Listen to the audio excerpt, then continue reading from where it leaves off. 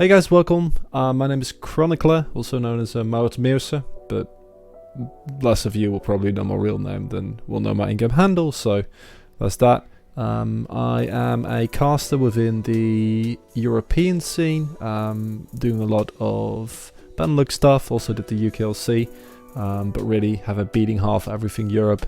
And I was approached by Viggo, the editor of this video, you might know as well, has also played as a League of Legends player, but currently a Super Smurf editor, with the idea to make this content. And I was basically immediately very enthusiastic because it seemed like a really cool idea. So thank you, Viggo, for giving me the heads up. It also the one who's going to make this video way funnier than I could alone, because I don't think I'm particularly funny. So this is going to be a poetry reading.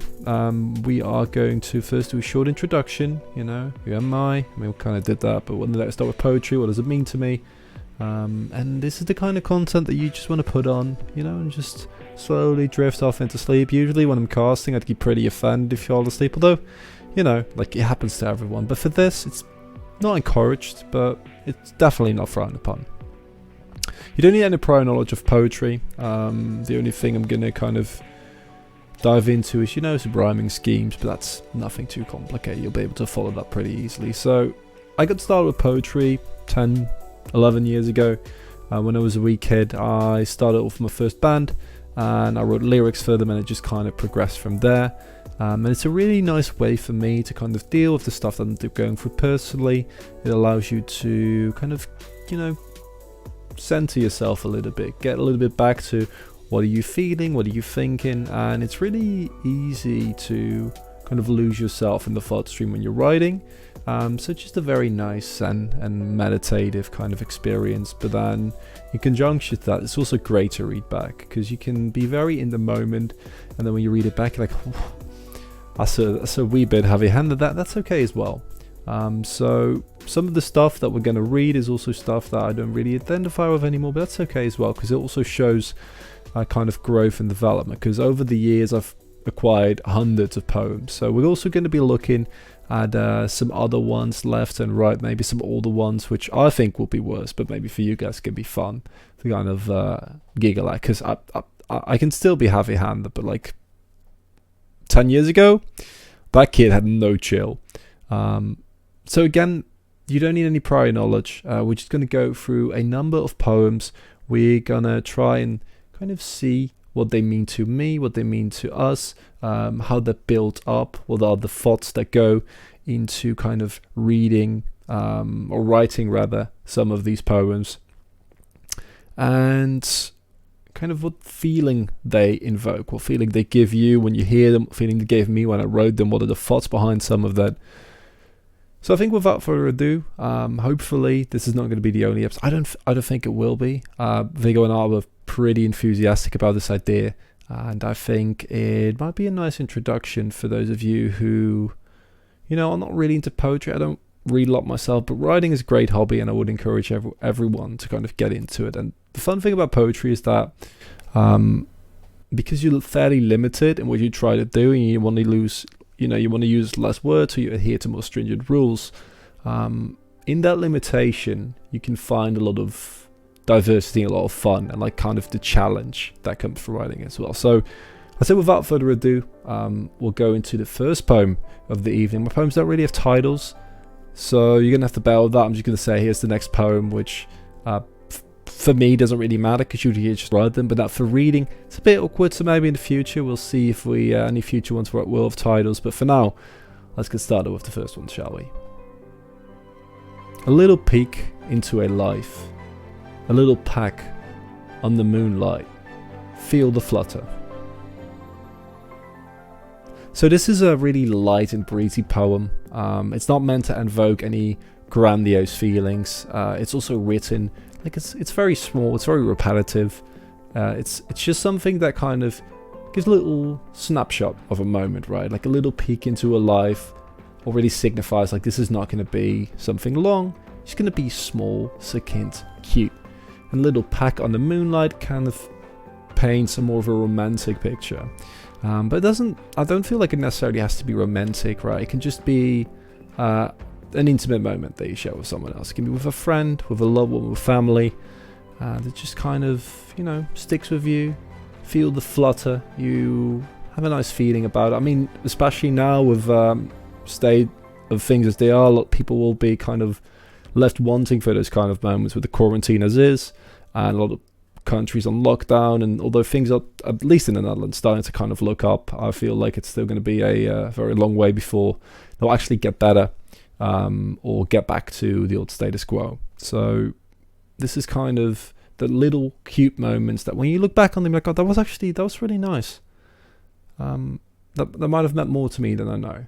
If you look at the actual use of words, there's a lot of repetition in it. I like to use repetition to just kind of make the point. In this case, you kind of put the emphasis on just how quaint of a little poem this is. It's not meant to do more than that. It just has a nice little warmth, which is good, because the next one is going to be a bit more of a contrast. We're going to go into something a little bit more heavy-handed, which you're going to find out over these episodes. I do a lot, and I don't think that's bad. That's just the style that kind of works for me. But it can be a little bit over the top, but that's okay as well. So let's get into, after that first kind of easygoing poem, let's get into some more nitty-gritty stuff. The beach of iron and stone, the blood boiling past the chill in your bones. Thunderous applause till the light dies. Discover the void and raw, sullen eyes. Alone and brittle, you dare atone, set in darkness till the day you yet rise. The fire felt bellowing, stifling your cries. So immediately you can hear a lot of difference with the other one. There's a lot more rhyming in this as well, which just kind of sounds nice, right? Like it kind of creates a cohesion that otherwise you might not have. But what it also immediately shows is it's a lot more heavy-handed. So with the opening line, the beach of iron and stone already paints a very vivid picture of initially at the beach, you're like, oh, fun. What might that be? And you hear iron and stone, you're like, oh, never mind. It's not going to be fun. This is going to be this is going to be some real shit. And it kind of goes over the top of that with the second line, the blood boiling past the chill in your bones, kind of paints a picture of a battlefield. Thunderous applause till the light dies. Discover the void and raw, sullen eyes. Like all of that is just bad, right? Like it's fire and brimstone. It's swords clashing and like people bleeding out on beaches, which is a very like kind of over the top metaphor, but it evokes a very, at least for me, like it evokes a very strong emotion, very strong feeling of like that over the top scene you might see in like something like Game of Thrones, right? Like or in war movies where they kind of try to hype up a moment when the hero makes his big stand, and then we kind of pull back from that after having kind of set that expectation with alone and brittle, you're there atone, which immediately pulls you back to kind of the real repercussions of those kind of moments. And also for me personally, a lot of poems you will see this, which also get into with the next poem, which is all my poetry is also a lot about my own depression. If you're not familiar with that, then that's fine as well. You just kind of come to get to know that as we go throughout these through these episodes. And this is also, I also always like to try to relate back. So set in darkness till the day yet rise, the fire felt bellowing, stifling your cries. Just kind of you having to deal and learn with what has happened to you before, and kind of make sense of that in a way. So then on to the next poem. This is more about, as I mentioned before, my previous, a lot of my poems will be about depression. And without further ado, let's get into it. Swing between desolate days, teary eyes, misty goals drowned out, or the mountain bathed in thunder, crackling strikes me the million blows, either light up, sharp and burning, or hide in the corner from the snow.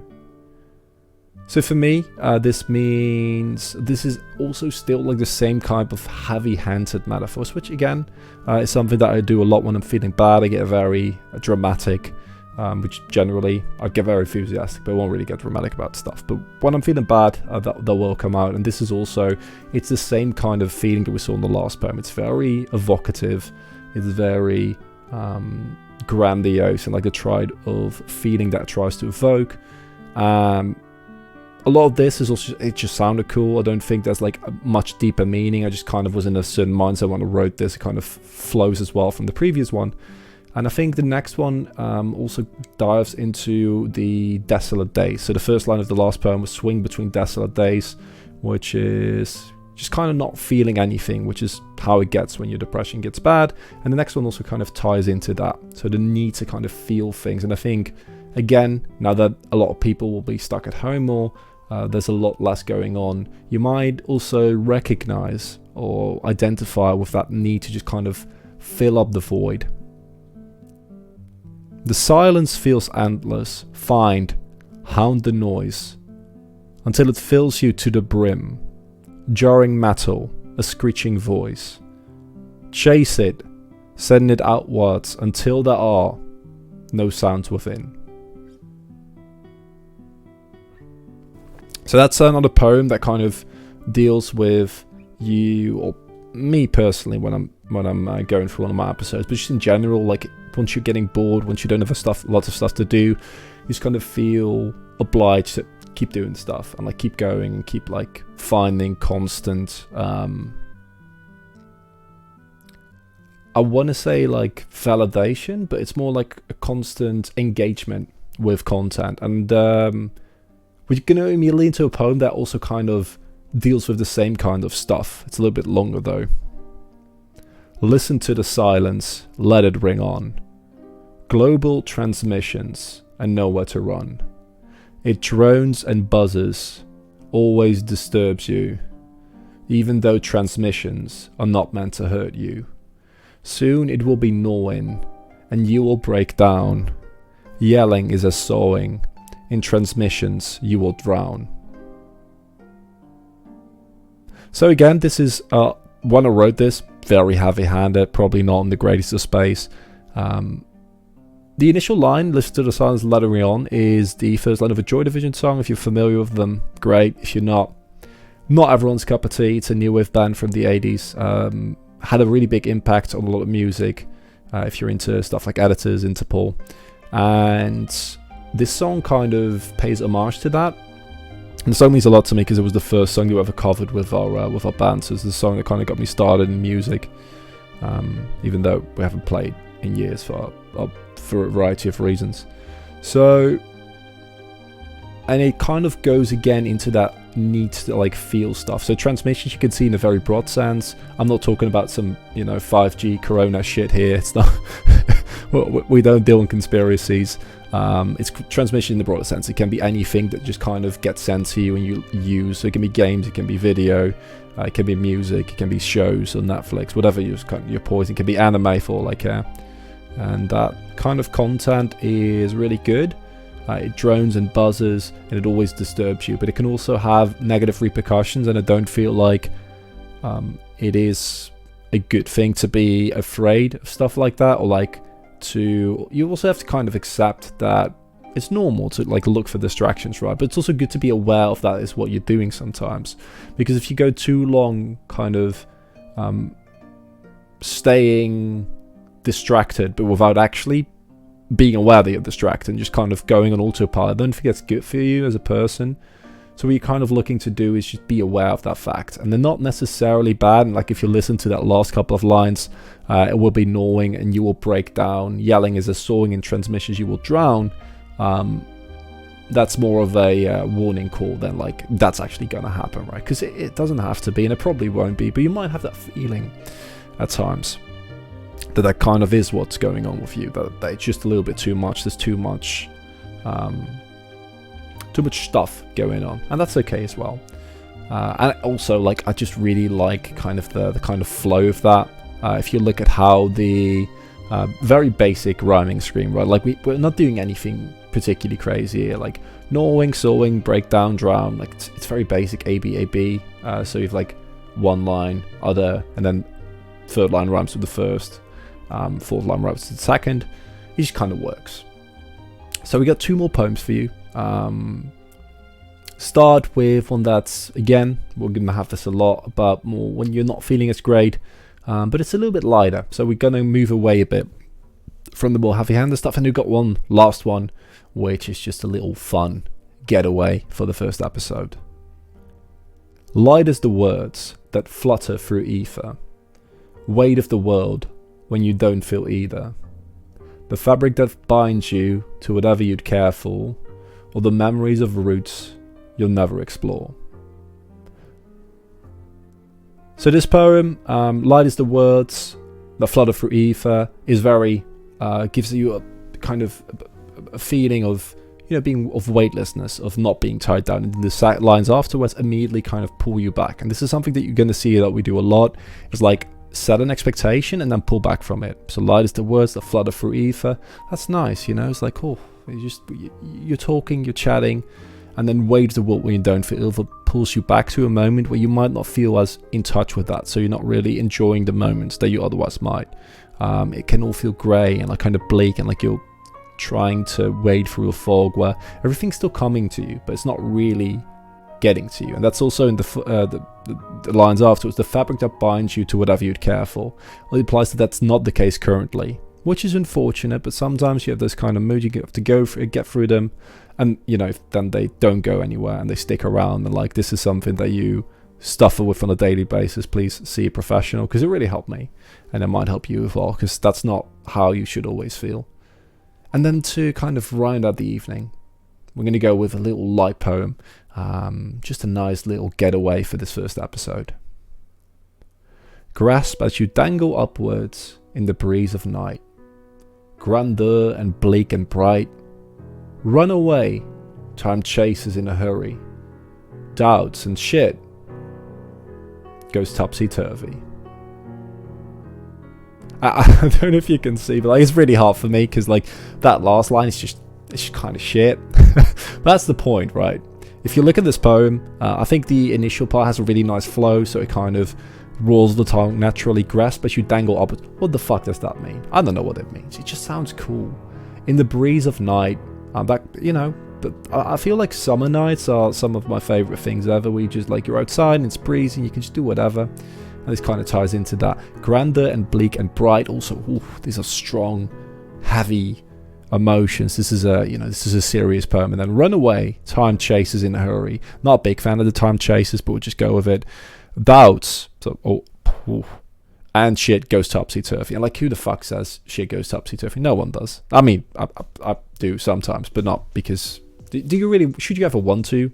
You should not.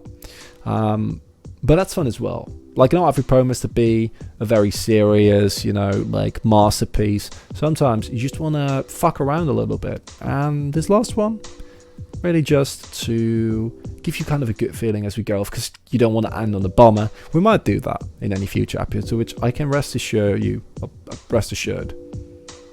that is going to happen. So don't worry, there will be more. Otherwise, Viggo is going to spank me, and I really don't want that. Unless you're into that, which is also fine. But I'm not. At least not by Viggo. Going to be it for the first episode. I hope you are currently asleep, or at least a little bit more chilled out than you were at the beginning of this. Thank you for tuning in, and have a very good night.